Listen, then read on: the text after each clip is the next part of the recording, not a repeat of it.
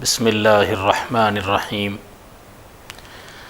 نحمدہ ونصلی ونسلم علی رسولنا الکریم اما بعد اعوذ باللہ من الشیطان الرجیم بسم اللہ الرحمن الرحیم یا ایہا الذین آمنوا لا یجرمنکم شنآن قوم علی الا تعدلوا اعدلوا هو اقرب للتقوی واتقوا اللہ ان اللہ خبیر بما تعملون صدق اللہ العظیم۔ معزز ناظرین اور سامعین، اللہ کے نبی علیہ السلام کی پیاری زندگی مختلف حیثیتوں اور مختلف انداز سے پڑھے جانے، سنے جانے اور عمل کیے جانے کے لائق ہے، اس لیے کہ اللہ رب العزت نے قرآن مجید میں آپ علیہ السلام کے اسوے کو، آپ کے طریقے کو اسوہ حسنہ فرمایا ہے، اور اسوہ حسنہ ہونے کی بنیاد پر وہ پوری انسانیت کے لیے اور بالخصوص امت مسلمہ کے لیے قابل تقلید نمونہ، پیارا اسوہ اور پیارا طریقہ ہے۔ آقا علیہ السلام نے اپنی زندگی کے جو مختلف نمونے چھوڑے ہیں، ان نمونوں میں ایک بے مثال نمونہ، قابل تقلید نمونہ وہ انصاف پسند قاضی اور منصف جج کی حیثیت سے ہے۔ ہم سب جانتے ہیں کہ اسلام اس دنیا سے ظلم و جبر کو مٹانے کے لیے اور دنیا میں جتنی زیادتیاں ہیں اس کو ختم کرنے کے لیے آیا، اور اللہ کے نبی علیہ السلام نے اس کے لیے اپنی پوری زندگی وقف کر دی اور پوری زندگی لگا دی۔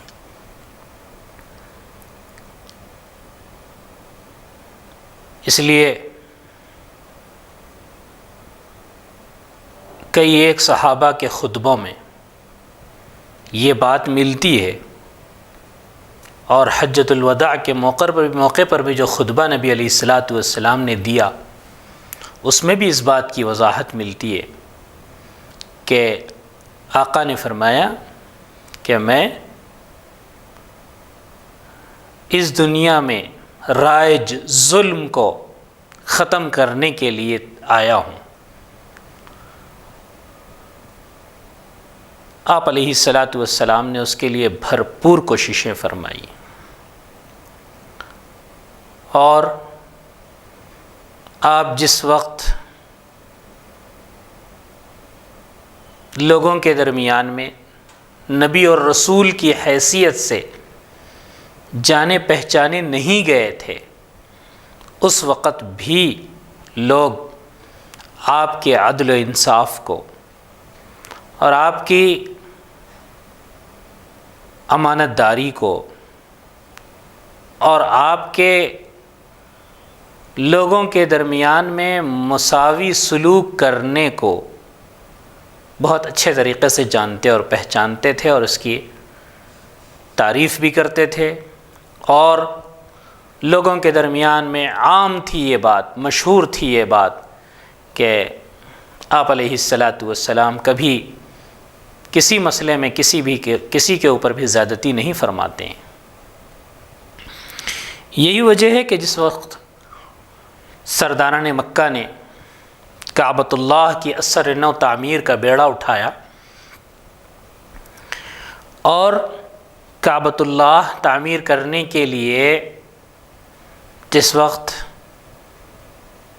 سلسلہ چلا تو حجر اسود کو اپنے مقام پر رکھنے کے لیے ان کے درمیان میں جھگڑا ہو گیا، اور مکے کا ہر قبیلہ یہ چاہتا تھا کہ وہ اس سعادت کو حاصل کرے، اور یہ مسئلہ اتنا تیزی اختیار کر گیا ان لوگوں کے درمیان میں کہ ان لوگوں نے یہ کہا کہ بھائی ہم کریں گے یا ہم کریں گے، ہم کریں گے۔ ہر شخص یہی کہتا تھا کہ ہم کریں گے، کہ حجر اسود کو اپنی جگہ پر رکھنے کا کام ہمارے قبیلے کا سردار کرے گا یا ہم کریں گے۔ بالآخر ان کے درمیان میں یہ بات متفقہ طور پر طے ہو گئی کہ بھائی آج اس مسئلے کو ملتوی کر دیا جائے، اور کل صبح میں حرم مکہ میں جو شخص سب سے پہلے داخل ہوگا وہ اس کا فیصلہ کرے گا کہ کون حجر اسود کو اپنے مقام پر رکھے گا۔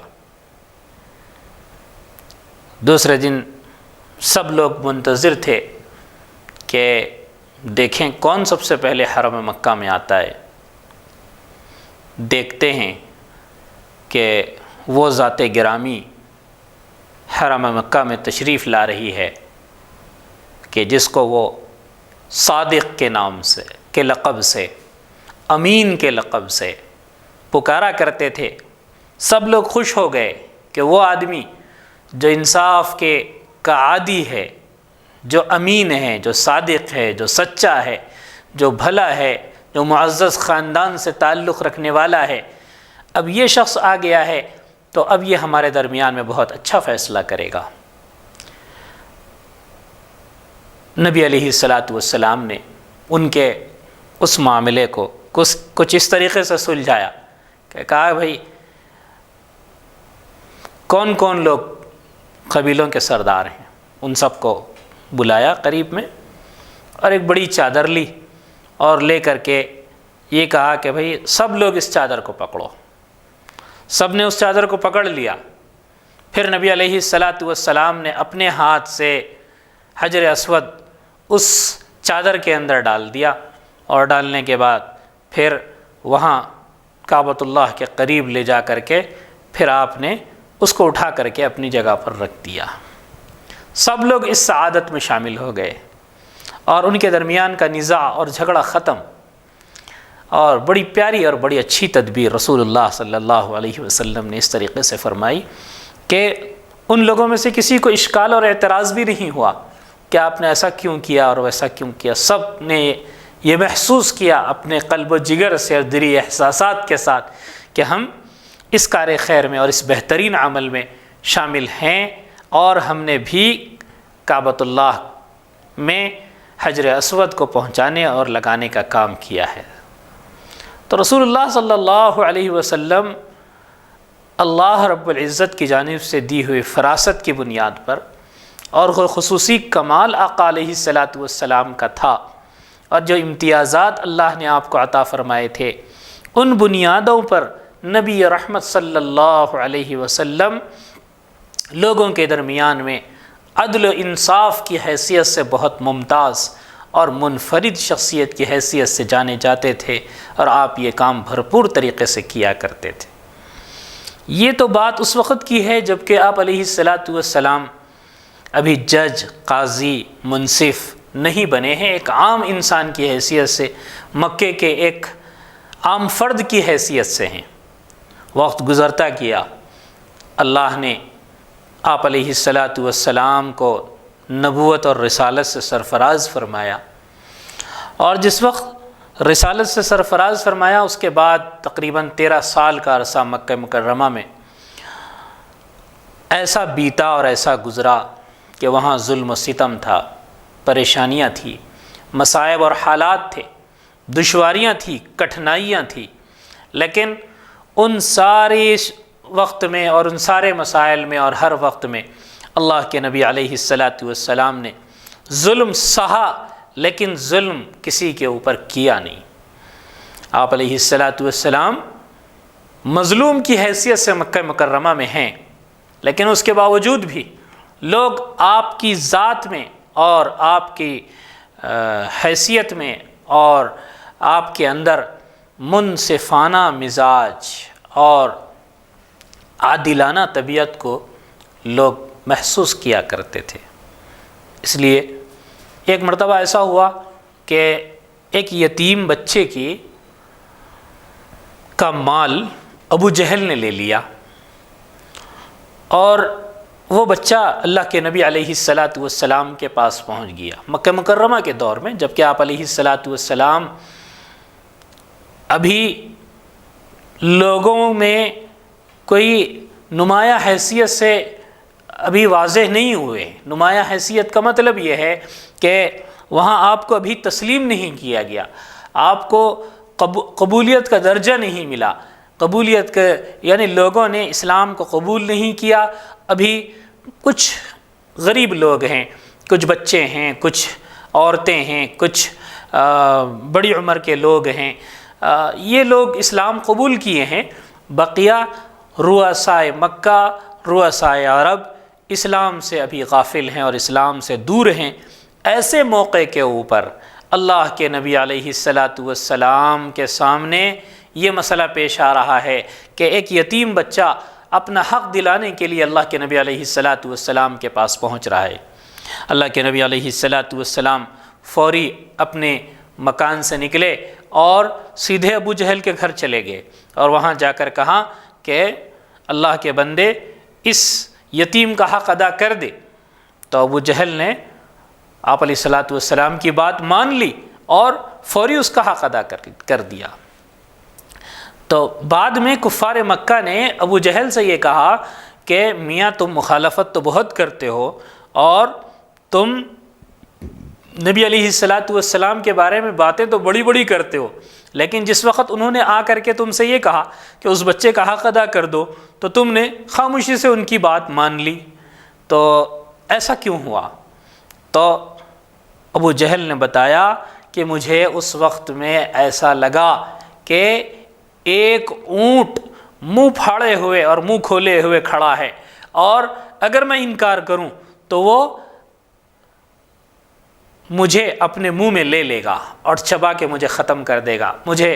ایسا محسوس ہوا اور ایسا نظر آیا سامنے۔ اللہ نے پیارے آقا صلی اللہ علیہ وسلم کو ایسا رعب عطا فرمایا تھا۔ اسی حیثیت سے اور اسی وجہ سے اللہ کے نبی علیہ السلام کا انصاف اور آپ علیہ السلام کی لوگوں کے درمیان میں عدل، مساوات، برابری، یہ اللہ کے نبی علیہ السلام کی قبولیت پا گئی اور لوگوں کے درمیان مشہور ہو گئی تھی۔ مظلومیت کے اس دور میں بھی لوگ آپ علیہ السلام کے پاس انصاف کی سفارش کے لیے اور انصاف کے لیے آیا کرتے تھے۔ پھر اس کے بعد تو جس وقت آپ علیہ السلام نے ہجرت فرمائی، مدینہ منورہ منتقل ہو گئے، اور پھر مدینہ منورہ ایک اسلامک اسٹیٹ بن گیا، اور وہاں مدینہ منورہ میں آپ علیہ السلام ہی امیر بھی تھے، قاضی بھی تھے، منصف بھی تھے، جج بھی تھے، سب کچھ آپ علیہ السلام تھے، اور آپ ہی کی پوری نگرانی میں پورے مکے کا معاشرہ چل رہا تھا۔ آپ ہی کے حکموں کے مطابق وہاں مکہ مکرمہ میں سارے کام کیے جا رہے تھے، اور اس وقت میں بھی اللہ کے نبی علیہ السلام نے انصاف کے ساتھ، عدل کے ساتھ اپنا سلسلہ جاری رکھا، اور انصاف کے بڑے پیارے نمونے چھوڑے اللہ کے نبی علیہ السلام۔ اپنی تعلیمات میں بھی، احادیث مبارکہ میں بھی بڑی ترغیبیں ارشاد فرمایا کہ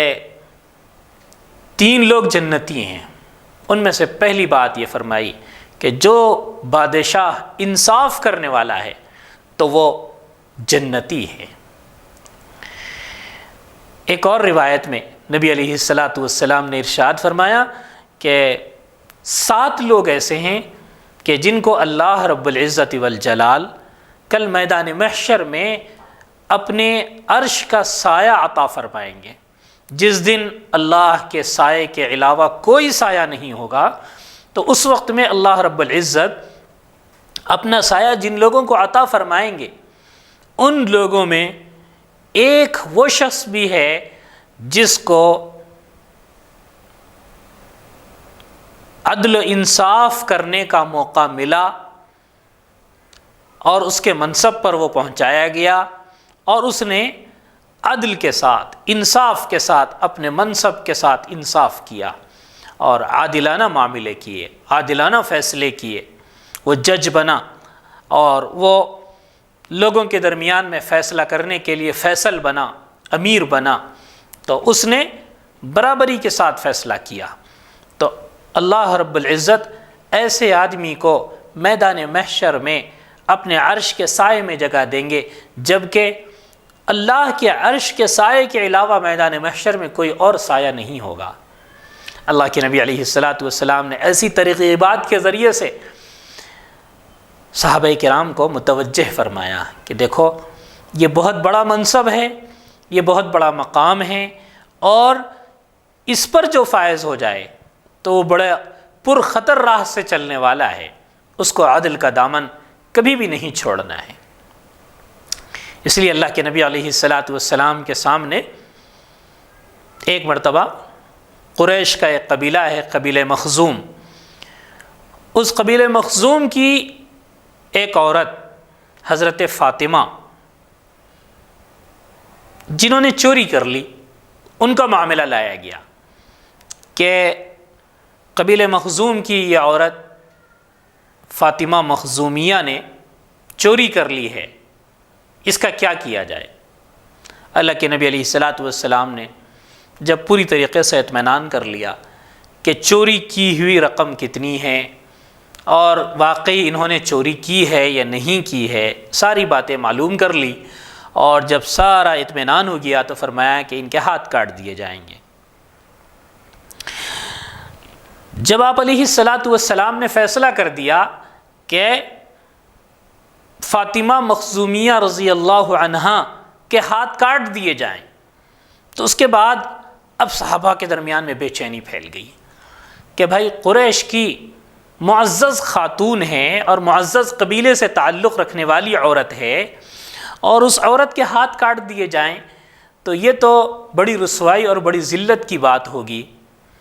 تو رسول اللہ صلی اللہ علیہ وسلم سے اس سلسلے میں سفارش کی جانی چاہیے. لوگوں نے کہا کہ بھائی کون سفارش کرے؟ آقا علیہ السلام کی خدمت میں یہ بات کون پہنچائے کہ آپ نے جو فیصلہ دیا ہے اس فیصلے میں تبدیلی لائی جائے یا اس کے بارے میں اثر نو غور کیا جائے. لوگوں نے حضرت اسامہ ابن زید رضی اللہ تعالیٰ عنہ، جو آپ علیہ السلام کے منہ بولے بیٹے حضرت زید ابن حارثہ کے بیٹے تھے، آپ علیہ السلام ان کو اپنے پوترے جیسا سلوک ان کے ساتھ کیا کرتے تھے. حب رسول اللہ ان کا لقب ملا، بڑے محبوب چہیتے تھے اللہ کے نبی علیہ السلام کے. تو آپ علیہ السلام کے سامنے سفارش کرنے کے لیے لوگوں نے تیار کر کے ان کو بھیجا. جس وقت اللہ کے نبی علیہ السلام کے پاس جا کر انہوں نے سفارش کی کہ آقا اپنے فیصلے کے بارے میں غور فرمائیے یہ فاطمہ مخزومیہ کے سلسلے میں، اللہ کے نبی علیہ السلام سارا معاملہ سمجھ گئے کہ لوگوں نے اسامہ کو گھیر گھار کر کے اور بات پہنچانے کے لیے میرے پاس بھیجا ہے. آپ علیہ السلام ممبر پہ گئے اور خطبہ دیا، اور اس میں بڑے جاہ و جلال کے ساتھ اللہ کے نبی علیہ السلام نے فرمایا کہ اگر فاطمہ بنت محمد بھی اگر چوری کرتی تو میں اس کے ہاتھ بھی کاٹ دینے کا حکم دیتا. اے لوگو، کیا تم مجھے اللہ کے حکم کو تبدیل کر دینے کا مشورہ دیتے ہو؟ تم سے پہلے والی قومیں اسی لیے ہلاک کر دی گئی کہ وہ اللہ کے حکموں کے اوپر پوری طریقے سے عمل نہیں کرتی تھی. وہاں انصاف کے پیمانے الگ الگ تھے، اور وہاں پر امیر کے لیے الگ حکم، غریب کے لیے الگ حکم، اور اس طریقے سے انہوں نے اللہ کے حکموں کو، خدا کے فیصلوں کو کے اندر کھلواڑ کیا اور مذاق کیا اس کا، اور اس طریقے سے وہ قومیں تباہ اور برباد کر دی گئی۔ تو اللہ کے نبی علیہ السلام نے وہ فیصلہ تبدیل نہیں فرمایا، اور صحابہ کو متوجہ فرمایا، متنبہ کیا کہ انصاف کے پیمانوں سے جب نظر پھیر لی جاتی ہے اور جس وقت میں انصاف کو نظر انداز کیا جاتا ہے اور عدل کا گلا گھونٹ دیا جاتا ہے، تو اس وقت میں خدا کا غضب بھڑکتا ہے، اور جب خدا کا غضب بھڑکتا ہے تو پھر اس وقت میں انسان پکڑے جاتے ہیں، اور اللہ رب العزت والجلال کی جانب سے ان کی بڑی سخت پکڑ کی جاتی ہے۔ اس لیے نبی علیہ السلام نے یہ بھی ارشاد فرمایا، اتقی دعوت المظلوم فإنہ لیس بینہ وبین اللہ حجاب، مظلوم کی بد دعا سے بچو، اس لیے کہ اس کے اور عرش الہی کے درمیان میں کوئی حجاب نہیں ہے، اس کے اور اللہ کے درمیان میں کوئی حجاب نہیں ہے، اور جس وقت میں وہ دعا کے وہ ہاتھ اٹھاتا ہے اور اللہ سے مانگتا ہے تو رحمت الہی جوش میں آتی ہے اور اس مظلوم کی مدد کرنے کے لیے اتر جایا کرتی ہے۔ اس لیے انصاف کیا جائے، مظلوم کی بد دعا سے بچا جائے، اور مساوات کو، عدل کو، انصاف کو مقدم رکھا جائے۔ یہ اللہ کے نبی علیہ السلام نے سکھایا اور بتلایا۔ اپنے فیصلے واپس نہیں لیے، جو فیصلے کیے وہ فیصلے نافذ کر کے رہے۔ اللہ کے نبی علیہ السلام نے ایک مرتبہ معیز اسلمی کے واقعے کے اندر یہ بات ملتی ہے کہ جس وقت میں ان کا جرم ثابت ہو گیا تو اس عورت کو جس نے گناہ کیا تھا، زنا کیا تھا، اس کو سنسار کرنے کے لیے لایا گیا اور سنسار کیا جانے لگا۔ اس وقت میں اللہ کے نبی علیہ السلام کا حال کیا تھا؟ حال یہ تھا کہ آپ بے چین مسجد کے صحن میں ٹہل رہے تھے،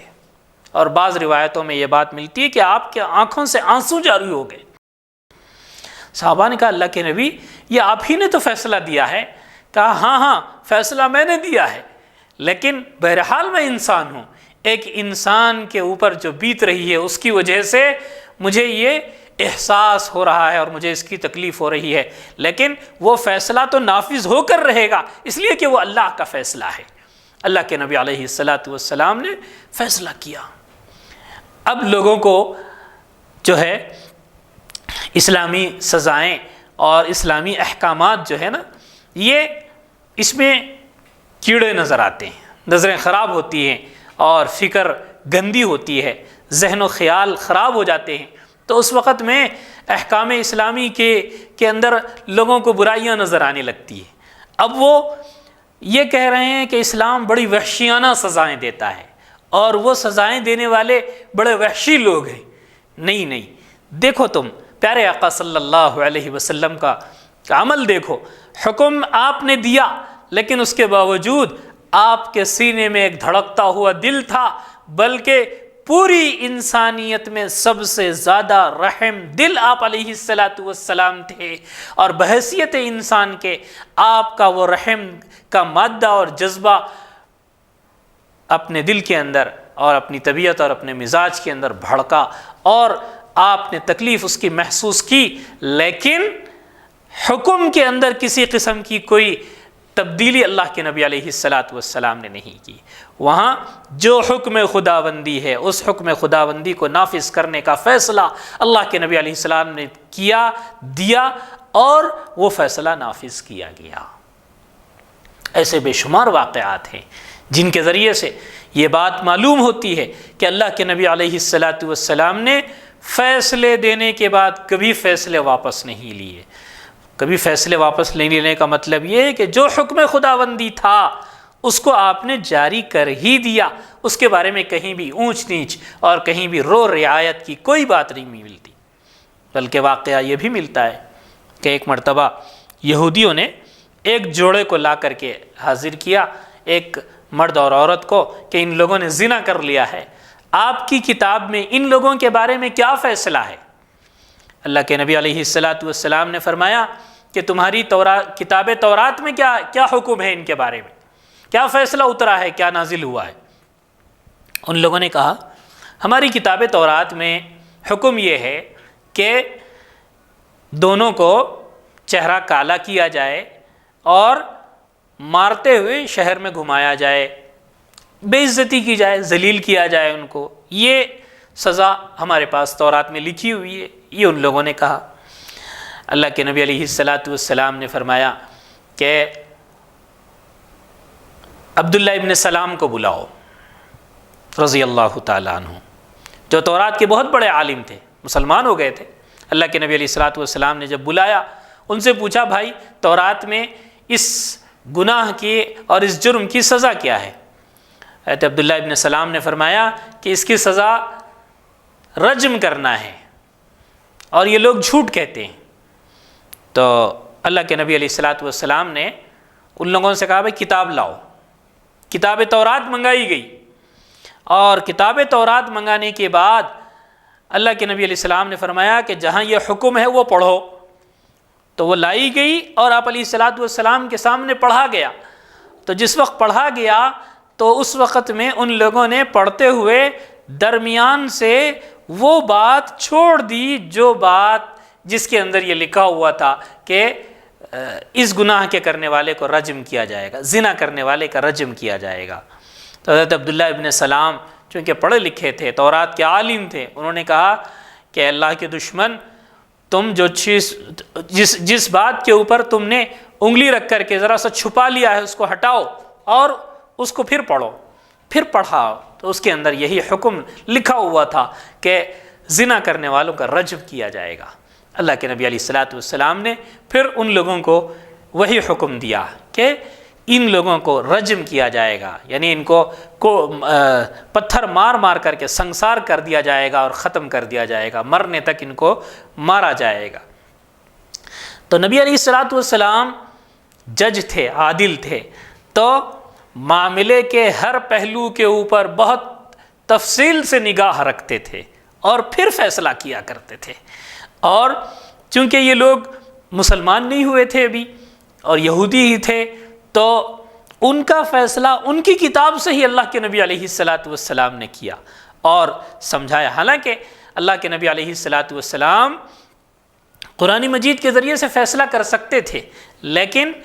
اللہ کے نبی علیہ السلام کو معلوم تھا کہ کتاب تورات میں بھی وہی حکم ہے، اس لیے آپ نے ان کو مطمئن بھی کیا اور ان کی کتاب سے ہی ان کو سمجھایا اور بتایا کہ دیکھو تمہاری کتاب میں بھی وہی لکھا ہوا ہے، میں بھی یہی فیصلہ کرتا ہوں۔ اور بالآخر ان کے اوپر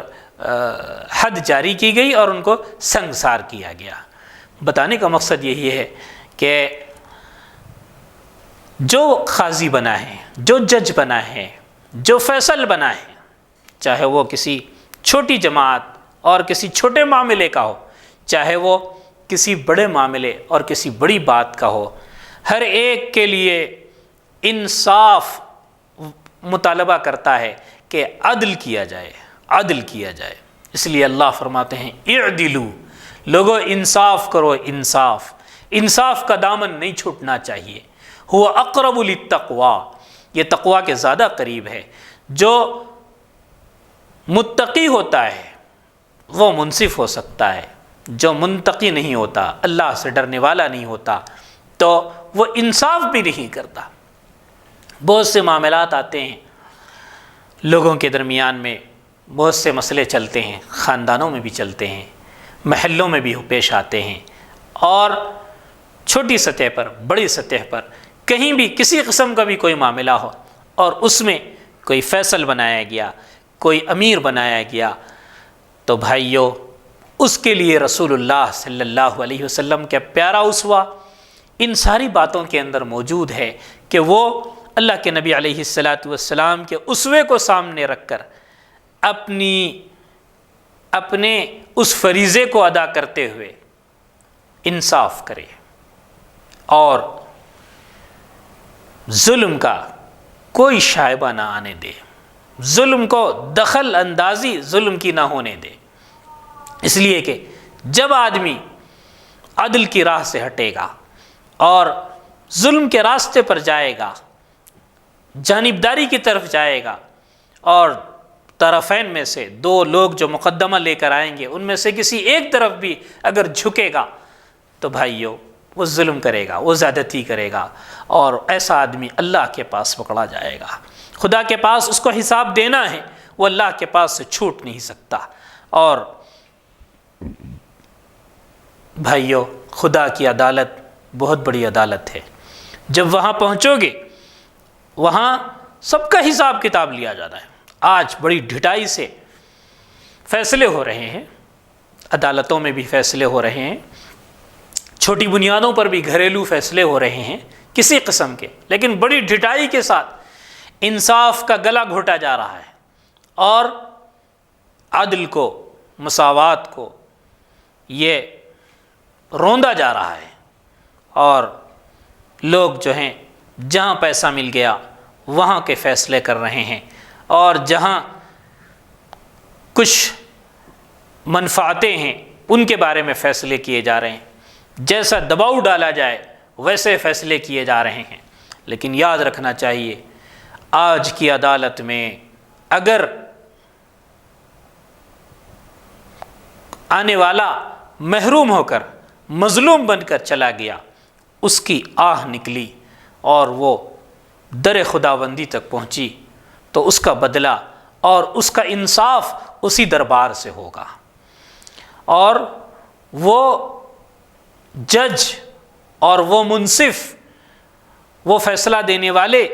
جو آج ظالمانہ فیصلے کر رہے ہیں، چاہے وہ کسی مذہب سے تعلق رکھتے ہوں اور کسی کے بارے میں بھی فیصلے کر رہے ہوں،